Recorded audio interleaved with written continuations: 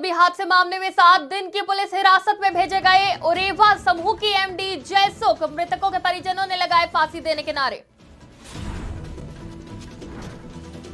मध्य प्रदेश के निवाड़ी में उमा भारती का शराब विरोध जारी, ओरछा में शराब की दुकान के सामने गाय को खिलाया चारा। उत्तराखंड एसटीएफ ने फर्जी कॉल सेंटर का किया खुलासा, यूएसए के लोगों से की जाती थी ठगी।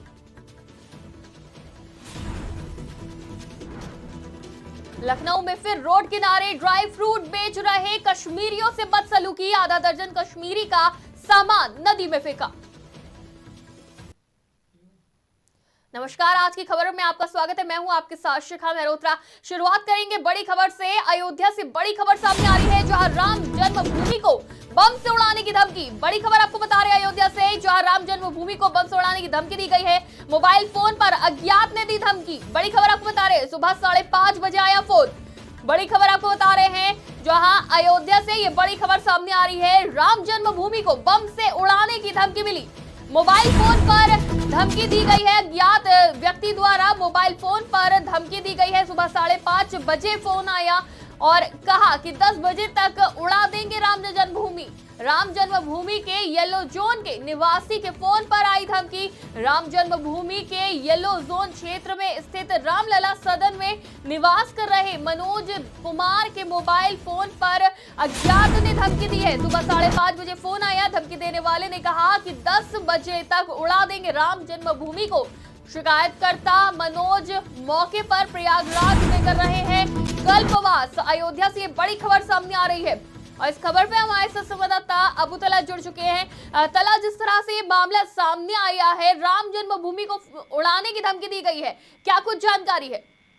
देखिए शिखा, बिल्कुल आपको बता दें तो आज सुबह 5:30 बजे एक फोन आया था और ये मनोज कुमार हैं जो वहीं रामलला सदन में रहते हैं, उनके पास ये फोन आया था और फोन पे धमकी दी गई थी कि 10 बजे तक राम जन्मभूमि को बम से उड़ा दिया जाएगा। हालांकि इसकी घटना की जानकारी पुलिस को दी गई। मौके पर देखिए पुलिस भी पहुंची और साथ साथ पूरे मामले को गंभीरता से लिया गया। और क्योंकि देखिए वो जो जगह है वो पहले से ही येलो जोन घोषित की गई है और ऐसी जगह पे फोन आना एक बड़ी चुनौती पुलिस के लिए। हालांकि पुलिस ने सर्विलांस सेल की मदद से उस नंबर को भी ट्रेस किया और तमाम उसमें 1-2 लोगों की शायद गिरफ्तारी भी की गई है, पर अभी तक देखिए आधिकारिक पुष्टि है वो पुलिस ने नहीं की है। और फिलहाल देखिए पुलिस का मानना है कि जिस व्यक्ति ने ये धमकी दी थी वो उसका जो मानसिक स्थिति है वो अच्छी नहीं थी, तो इसी वजह से शायद उसने ये ऐसी धमकी दे डाली। फिलहाल देखिए पुलिस पूरे मामले की जांच कर रही है और कुछ ही देर में देखिए जो आधिकारिक बयान है वो भी शायद सामने आ जाए कि आखिर क्या वजह रही थी कि इस तरह की धमकी दी गई थी। जी शिखा। जी तलहा, इस तरह की धमकी सामने आने के बाद, इस तरह का फोन कॉल आने के बाद क्या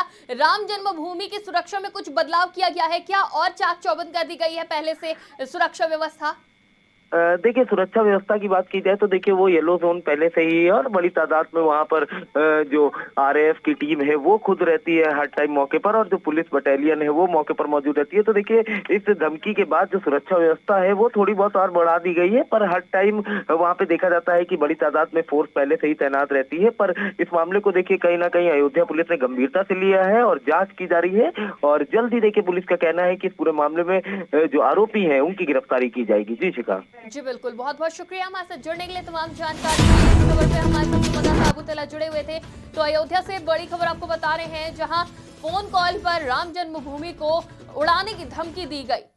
रुक करते हैं अगली खबर की तरफ, जहां खबर गुजरात से है। मोरबी शहर की मजिस्ट्रेट कोर्ट ने ओरेवा ग्रुप ऑफ कंपनी के मालिक जयसुख पटेल को मोरबी पुल हादसे में 7 दिन की पुलिस हिरासत में भेज दिया है। जयसुख पटेल ने मंगलवार को मोरबी की अदालत में आत्मसमर्पण किया था, जिसके बाद पटेल को गिरफ्तार कर लिया गया था। वहीं इस मामले में आज मोरबी कोर्ट में 7 आरोपियों की पेशी और उनकी जमानत याचिका पर सुनवाई की गई। बता दें, मोरबी पुल हादसे में मारे गए मृतकों के परिजनों ने मोरबी मजिस्ट्रेट कोर्ट के बाहर जयसुख पटेल को फांसी देने के नारे भी लगाए। खबर जम्मू कश्मीर से है, जहां जिला प्रशासन अनंतनाग की कार्रवाई देखने को मिली। हुर्रियत कॉन्फ्रेंस के एक्टिव नेता काजी यासिर के एक अवैध शॉपिंग कॉम्प्लेक्स को गिरा दिया गया है। तस्वीरें आप देख सकते हैं किस तरह से कार्रवाई की गई है, अवैध कॉम्प्लेक्स को गिराया गया है।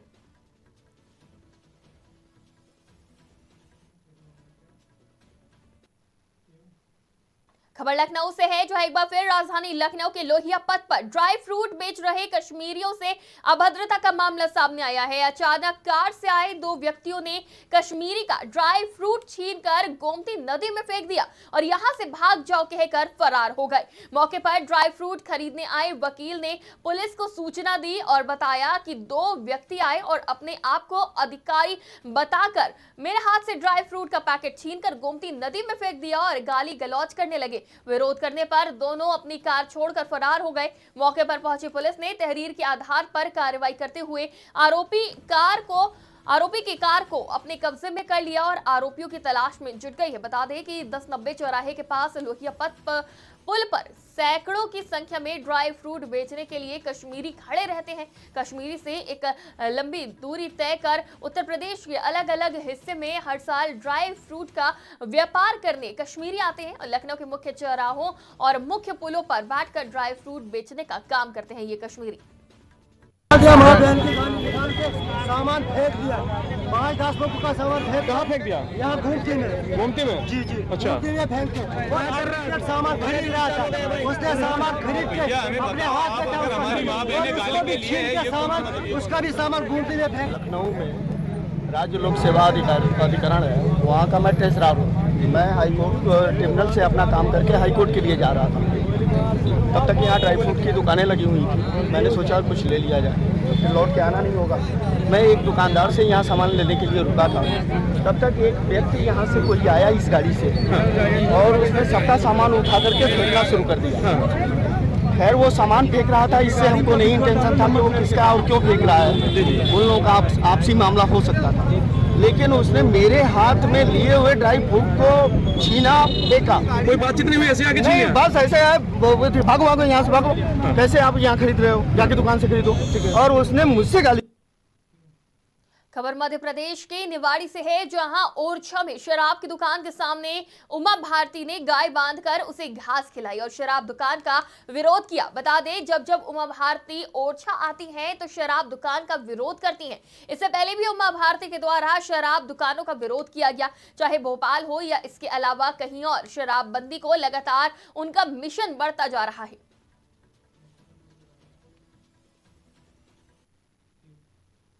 खबर शहडोल से है, जहां 2.5 महीने के मासूम को गर्म सलाखों से दागने का मामला सामने आया है। अंधविश्वास के फेर में 51 बार बच्ची को दागा गया।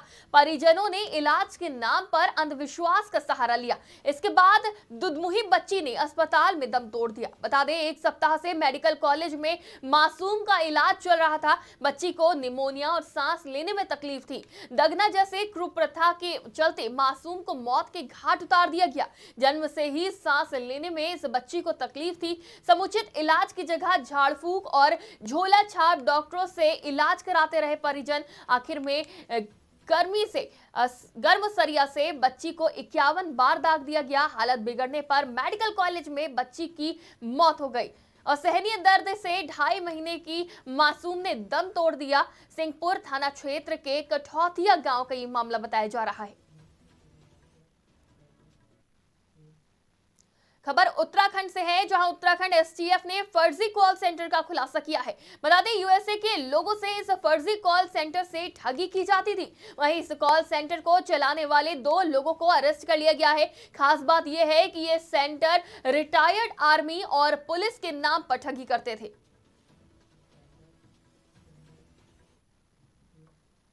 इस बुलेटिन में फिलहाल इतना ही। देश दुनिया की तमाम खबरों के लिए देखते रहिए आज की खबर।